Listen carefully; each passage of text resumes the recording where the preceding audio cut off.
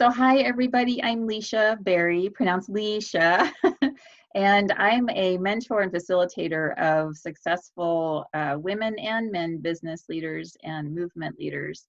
And I'm talking today about the intersection of purpose and leadership because my evolution in my own experience and in my professional experience as well is that I had to get clear about my purpose before I was actually any kind of a good leader. And so I find it fascinating. And somebody was definitely planning well today for Laura to have preceded my my presentation today. So thank you, Laura. Beautiful job. And I'm so excited to be able to share my model with you because at a time like this, when humanity is definitely in a period of universe has our attention, right? we are being held very much by our heart chakras, by our passion and our love and our desire to be alive. We're being held very much by that, right here in our hearts. And it's an opportunity not only to have clarity about our purpose, but also to step into being a good leader.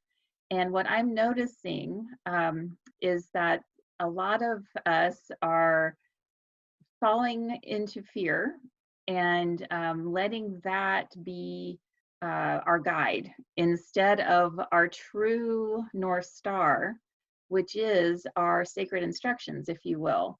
I have to tell you a little bit about myself in order for what I'm getting ready to share with you to make sense. One of the things that I'm going to share with you is that I have been very connected to nature all of my life and have observed nature very acutely, including being an organic gardener. And having a mini farm, that supplied health food stores. And also, my ancestry on my father's side is indigenous, the Hatteras Indians, the North Carolina Algonquin tribes. And so I have this understanding of how things work in nature and how things work on Earth. That is a beautiful supplement to my professional training. I'm classically trained as an educator with a degree in education, and I have a lot of background in neurosciences and psychology. And so pairing all of that left brain, amazing, wonderful, supportive training with this understanding that's a very lived and internal understanding of how things grow and about how a person is the most balanced, the most holistic, the most in structural integrity in their life, really factors into this conversation about how to be a good leader. And from a Native understanding, First Nations perspective is that we know everyone has a purpose. Everyone has a role to play. Everyone has something important that they are here to do, to give to their people, to serve and to offer and to bring. That we are all an expression of creator, and you can fill in the word that works for you. When I say creator, it could, whatever your higher power is, whatever your word is, that we have a job, we came in with one. And like Laura said, it's not a job as in, okay, I'm going to be an accountant, and that's my purpose. It's more like I have this gift. Perhaps I'm very detail oriented, and perhaps I like the language of numbers, and perhaps accounting would be a very good expression of that. But there are other ways to express having detail orientation and liking the language of numbers. There are many ways our purpose can express, but the main thrust of our purpose should be quite evident. And in successful business leaders and movement leaders that I support and work with as my clients and then my students, they have gotten to that place of understanding their purpose. And then what comes next is, how am I going to express that? How am I actually going to bring that purpose into the world and show up as the leader? And it's interesting to me how many people struggle with the word leader, especially women. And the bulk of my clientele are women. Women seem to have a little, ooh, I'm not a leader. That makes me nervous. I don't know. I don't lead anybody.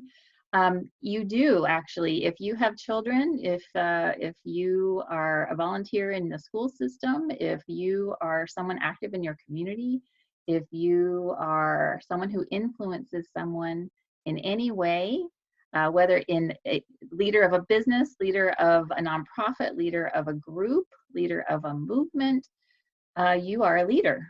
If you influence anyone, you are a leader. And where do we begin? By being the best possible leader. Right here, we lead ourselves. And so leading ourselves, the inner leadership work, is really required for us to be an excellent leader in the outer world. We have to attend to the structural integrity on the inside in order to express that very important, very needed purpose on the outside world. And so my work is in the intersection of leadership and purpose, and we tend to leadership on the interior world. I'm called the guide to the frontier inside. That's my moniker. And it really is about what's inside of you. Where are you in your structural integrity? Are you sound in your structural integrity, or are there gaps? Are there places that there are holes? Are there places where there's misunderstandings, or are there places where things are turned sideways when they should be flowing? And so I'm going to draw a picture for you to kind of give your right brain a picture to work with as you're hearing my words. We use a whole brain approach here with my work, and let you see my model so that you can begin to understand how very important it is to tend to that inner leadership work in order to really fully express that exquisite, excellent leader that you can be. So let's begin with, what's your North Star? What's your North Star? Now, when I say North Star, I think of Creator. My North Star, where I'm pointing and listening and being guided, it's about, what does Creator seek from me? What am I here to do to be of service? That can be, again, fill in the blank with your name of your higher power. That is your North Star. Now, some people may have a different North Star. Some people may be very interested in some other places that they are being guided by, and that may not be their higher power. Some people are very much guided by power. Some people are very much guided by money. Some people are very much guided by unhealthy habits. Their North Star is somewhere else. My North Star is up. My North Star is Creator. So ask yourself that question. What is your North Star? What's guiding you? What is it that you can always look at and immediately know where you are? Immediately have the guidance. Immediately know, okay, this is my orientation right now. I know exactly where I am on the map of my life. So determine your North Star. And so we're going to make a picture of North Star. I'm going to just make a star here, and I'm going to say North Star, and hopefully you can see that. All right, and again, call it the name that you like. So once we have North Star, then we know, okay, I know where I'm being guided from, and I choose to align in that. I choose to listen to that. I choose to create relationship with that. It's not just there vaguely, abstractly, in my life. It's actually something I seek data from. I seek relationship. I seek answers to my questions. I seek guidance. Where can I show up today? What's my next step today? These are questions that are answered when you follow this model and follow my training. You get these answers very clearly and very specifically. And we can test for accuracy as well. So once you have your North Star, then what? Well, it's lovely, to sit on our meditation cushions and contemplate our higher power and have relations with higher power, but we're meant to then do something. Once we are aware of where the guidance is coming from, once we are bringing the guidance through, that information is sacred instruction. This is what we say, sacred instruction. That means you're given something from a very holy place, a very high place, and it's meant to be then done, acted on, not just to sit there and enjoy it, but to do something about it. So we get off the meditation cushion and then we do something. And where do we do it? Here, on this planet, here on Earth. And so here, we'll just pretend this is our beloved, oh, you may not be able to see. Let me see if I can make that a little darker. This is our beloved Earth and the core of the planet inside of the Earth. The beautiful blue-green ball that we all live on. It's our mother. And so what's the connection between your North Star and the Earth?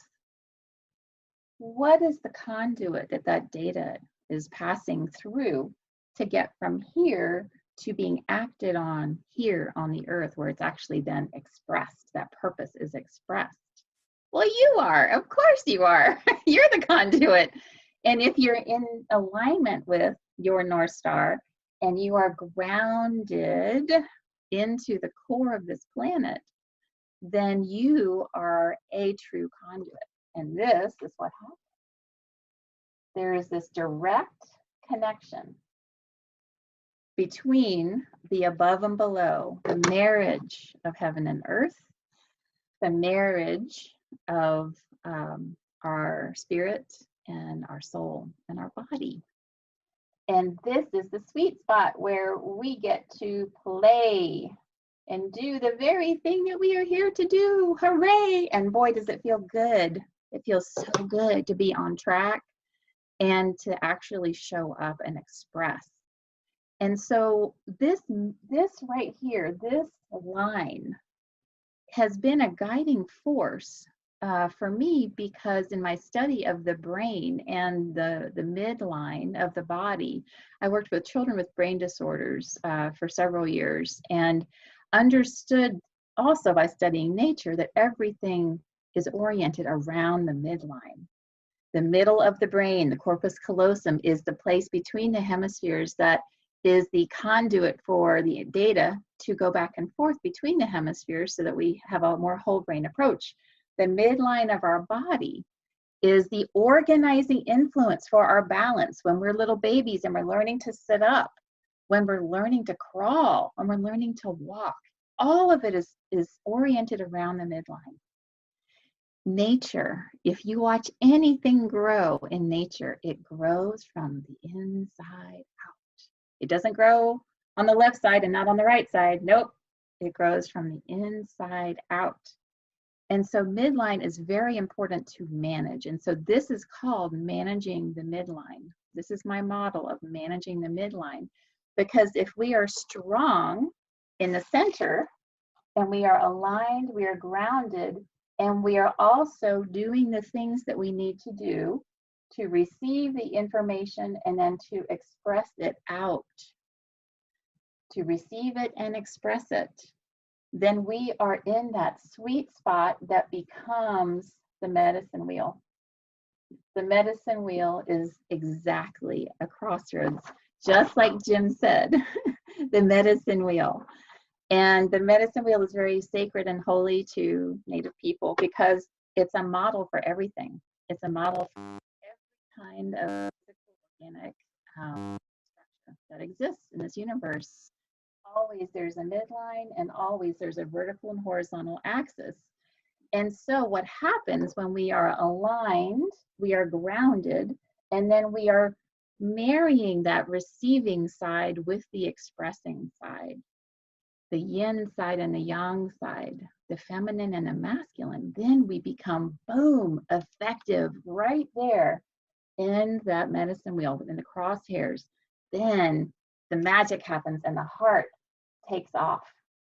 Our heart field, which all of us, again, are getting exercised a lot with right now with this virus, our heart chakras are being really tuned in, and we are being given an opportunity here to get super clear And if we are able to remain in alignment and ground, we are in structural integrity because the midline is strong. If we're not in structural integrity, our leadership can start to look like this.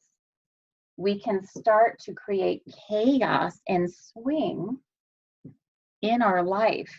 And in that chaos and swing, in those gaps that get created, stuff can get in there that actually is not really useful. In fact, it can be a distraction. It can be a sabotage. It can be something that stops us in our tracks. Perhaps we have something very important, something very dear to us. Maybe you have created something. Maybe you have a business right now. Maybe you have a body of work, and your expression of that body of work is dependent on you being in structural integrity, managing your midline. So please feel free to reach out to me at liciaberry.com. My email is licia@liciaberry.com. I have lots of free stuff in here. Even on the Speakers Pathway site, you'll find that I have some free gifts for you too. I do speak. I have several books out, and I do work with clients, successful women, and the occasional awesome man leaders who are ready to really hone in there and take their work to a whole nother level. Looking forward to hearing from you all. Thank you so much for having me, Jim. I see that I think my time is just about up, but I'm super, super grateful for the opportunity and hope that this my model of managing the midline is useful to you as leaders. Lots of love.